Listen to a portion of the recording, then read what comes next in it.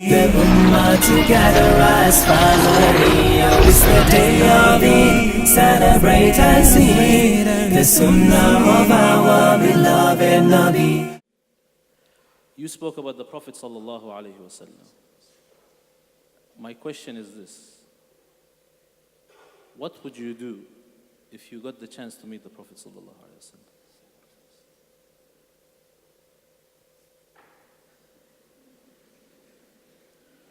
You know, Mufti Menk knows that I have a policy sometimes that I do not like to speak in front of, learned mashayikh, scholars. And I've seen that in the life of my own teachers, how they respect their teachers and they prefer silence over, speaking. So let alone speaking or doing anything in front of the Prophet Muhammad sallallahu alaihi wasallam. So I think I would be just being in his presence is a big deal on its own. So that would be the honor. May Allah gather us with him. Ameen. Mufti Ismail, I'd like to extend the question to you. What would you do or say if you met the Prophet sallallahu alaihi wasallam? But he answered it. MashaAllah, he said that he doesn't feel, meaning, I know he always tells me, when I'm speaking, please don't sit in the front. He always tells that to me. And today when I was speaking, he was seated right here. And even though the lights were turned off, but his head was just shining. So, mashallah. Sheikh, you're covering it. You're covering your shiny head as well. Don't sell my secrets. Okay. No, mashallah, let's get a little bit more serious. Barakallah feek. I think it would be overwhelming to meet with Muhammad sallallahu alaihi wasallam is actually one of the aims, the dreams that I have, inshallah. And I'm sure it will happen, inshallah. And the same with all of us. May Allah bless us with that. It will be overwhelming. And I think I would have to wait for that time to see what happens thereafter. May Allah make it easy. Yeah, that's all I'm going to say. Ameen. Ustad Vahaj, I'd like to extend the same question to you with the same mic. Bismillah wa salatu ala Rasooolullah. I got this question in Philippines a week ago, me and Ustaz Wael, and for a week I've been struggling with it. Like, what would I do if I met the Rasul, sallallahu alayhi wa sallam. I think I would be very shy. Like, I genuinely think, what do you do in front of the Rasul? Like, I think I would want to look at him, but would be shy to look at him. Would want to hug and kiss him, but where am I and where is he? And may Allah Rabbul Izzah resurrect us with him. May Allah Rabbul Izzah give us the pleasure of being with him and seeing him. There's a little couplet I quote regularly. They say, أحزان قلبي لا تزول حتى أبشر بالقبول وأرى كتابي باليمين وتقر عيني بالرسول. May Allah Rabbul Izzah resurrect us with the Rasul. Ameen. Which verse of the Quran sticks out to you the most and why? Okay, which verse of the Quran sticks out for me the most? Actually, like I said, and like I would always say, every time I'm asked about favorite verses, or every time you read the Quran, there are different verses that actually stick out because of the problems you may be going through or the situation you may be facing at that particular time. So different verses stick out. But in general, I can tell you, there is a surah that moves me the most. Two surahs, short ones. One is Al-Duha and the other one is Surah Al-Sharh. وَالضُّحَى وَاللَّيْلِ إِذَا سَجَى مَا وَدَّعَكَ رَبُّكَ وَمَا قَلَى. That verse itself, مَا وَدَّعَكَ رَبُّكَ وَمَا قَلَى وَلَلْآخِرَةُ خَيْرٌ لَكَ مِنَ الْأُولَى وَلَسَوْفَ يُعْطِيكَ رَبُّكَ فَتَرْضَى. So the two verses, مَا وَدَّعَكَ رَبُّكَ وَمَا قَلَى and وَلَسَوْفَ يُعْطِيكَ رَبُّكَ فَتَرْضَى.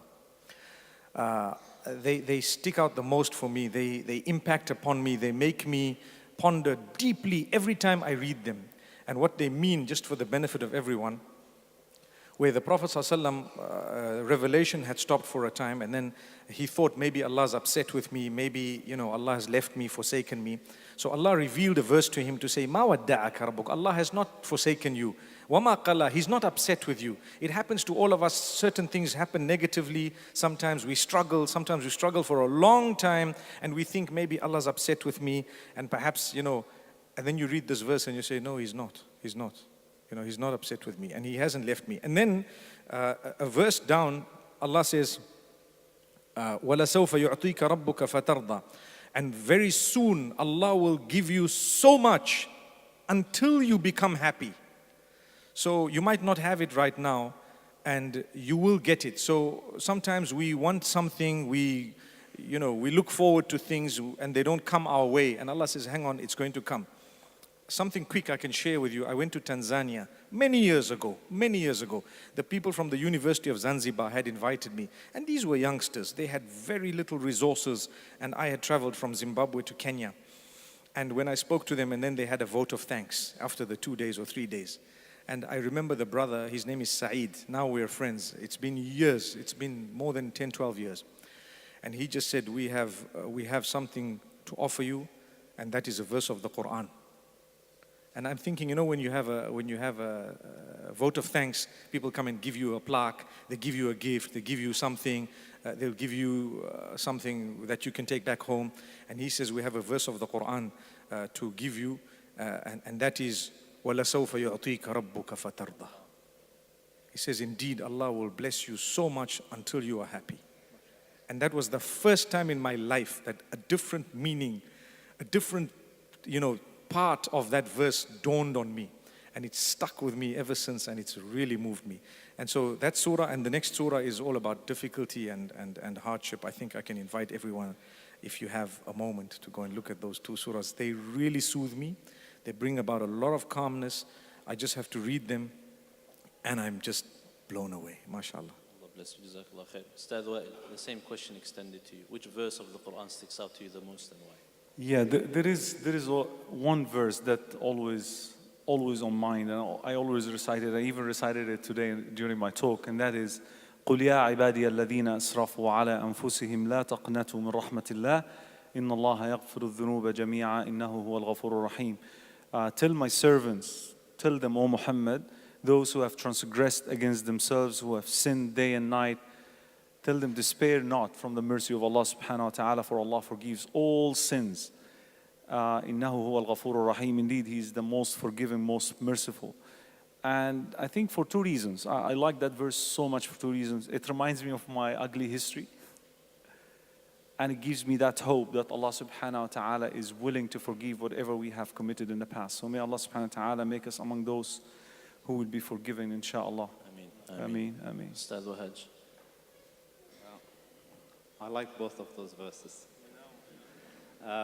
But I'm in education, and part of what we deal with is discipline and ta'deeb of the younger generation. And so because it's your field, you kind of look for it in the Quran, and no one disciplines like Allah Rabbul Izzah.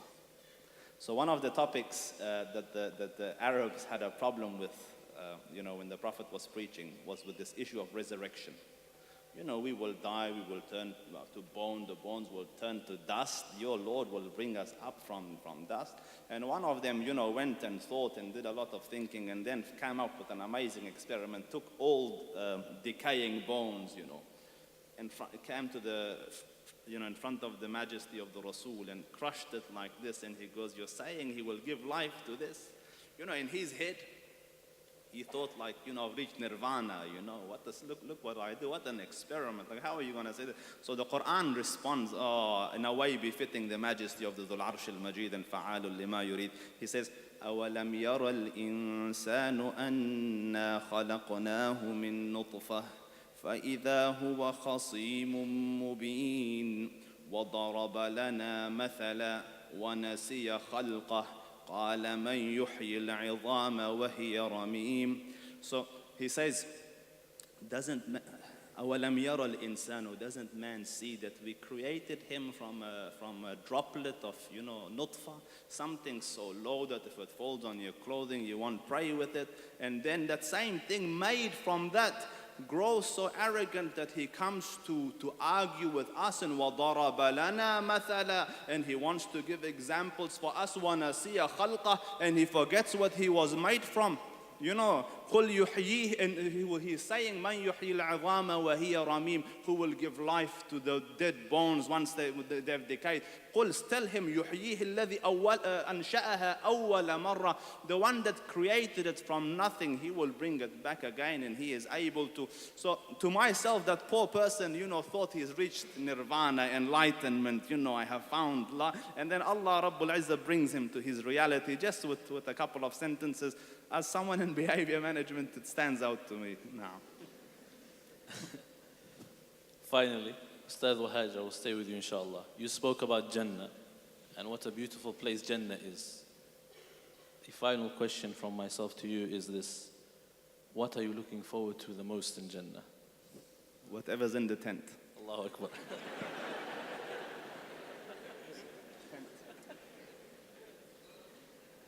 That's it? Khalas?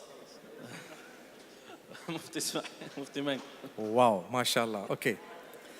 What am I looking forward to in Jannah? I can tell you something, I'm just looking forward to Jannah. Then I'll decide once I'm there what I want.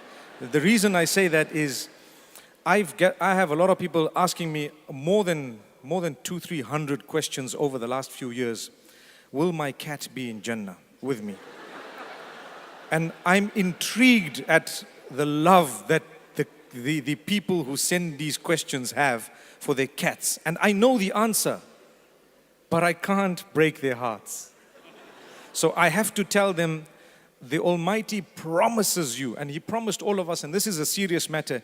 He says, when you get to paradise, you will have whatever you want, how you want it, when you want it, in the way that makes you happy, without changing what you want, even by a speck.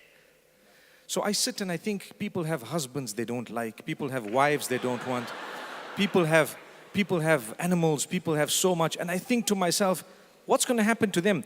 They just need to know, please get there, then you're going to see what's going to happen. You will be amazed. We are thinking with our little brains of humankind here, when you get there, you're going to have the super brain, which is totally perfect. You're going to have the existence that's blemishless. No Photoshop, it's real, It's real. You don't have to try and change things. No makeup, it's actually fact. That's who you are. And if you want to be someone different while you're thinking, you're changing. If someone wants to see you different, they'll be seeing you different while you're seeing yourself different. I can't even explain. So then I tell them, you know what, please just get to paradise first. Talk about your cat there. If you think about the cat when you're there, I promise you'll get the cat. But the question is, will you think about your cat? Yes, I definitely will. That's what they say. But the answer is, hang on, it reminds me of one thing. Sorry, I'm taking one more minute. It reminds me of one thing. I said it in the Philippines, and I might have said it again elsewhere. Say it again for a fourth time. In 1960, we used to have Mercedes, right? And it used to say 280S at the back. And we used to be excited. Oh, wow. Not that I was born at the time, but I'm talking of a 1960. I'm talking of the 1960 model, 1970. Then you had a series that came. And the guys were saying, I can't afford this Merc, but inshallah, in Jannah, Allah will give me this. The same guy, 15, 20 years down the line, if he was to be given that Mercedes, he wouldn't want it. So if I decide now what I want in paradise, maybe 10 years later, I won't want it. The Ferraris and the Porsches, the 911 that was so famous when I was young, today people don't look at it. I promise you. They wouldn't want it. But it would be so cheap for me to decide, hey, look at this S-Class. Look at how beautiful. Allah, give me this in Jannah. 10 years from now, I won't want it myself here in the world. Forget about Jannah. Because the model is gonna change. Everything changes. So this goes to show, my brothers and sisters, it's a fact. When we say we want something in Jannah, this is what I'm going to do in Jannah. You know what? Forget about all of that. Just prepare for Jannah. Just make sure you are there. Once you're there, trust me, you'll never be let down. People say, if men get this, what am I going to get? I promise you, you're going to get better than men. I always say, it's a question that a lot of people don't like, but I want to raise it, okay? They say, so the men are going to get women. So what are the women going to get? I say, they're going to get men. What else? What else? It's really so when you get there, I don't want to talk about the details. Please, let's get there. When we get there, we will definitely be the most pleased. So don't ask me, what do you want to do there? Please, I just want to get there. If I'm there, I'm a happy man. Inshallah, I see you guys there. Say Ameen. Inshallah. أستاذ وائل شيخنا تفضل. I'm a visual person. I want to have some stuff. Yeah, I always dream stuff in Jannah that I'm going to do. And actually the person who encourages me to do that is one of my mashayikh. We were dropping him off the airport when I was in Hong Kong. And he was like making dua for us, thank you for accommodating me and stuff. And then he said, Inshallah, when we get to Jannah, I'm inviting you for a barbecue meal underwater. Underwater. And then we say, how this is possible? He said, didn't Allah subhanahu wa ta'ala said, لَكُمْ مَا تَشَاءُونَ فِيهَا وَلَدَيْنَا مَزِيدٌ. You will have whatever you wish for. And we have even more things beyond our imagination. But there are certain things that I always imagine. I actually, while leaving the Philippines the other day, we had a meeting with Connect Institute team. And I was telling them that one of the things that I'm dreaming to see in Jannah is organizing Connecting the Pearls, the final Connecting the Pearls conference in Jannah, where, I'm imagining, Sheikh, where the Prophet Muhammad ﷺ is the speaker, and we are all the volunteers, and we are all listening, and we are all the students. One of the wishes that I wanted to see in Jannah, actually, Mufti Menk shared it with me once in the Philippines. We were drinking coffee at the airport before heading to another destination, and I told, after he drank the coffee, he prayed to the brother, or somebody prayed like, may Allah feed you coffee from Jannah. So Mufti Menk said that would be called Jannah Chino, you know. I remember that. I remember remember he want that. the stuff too, you know. You see.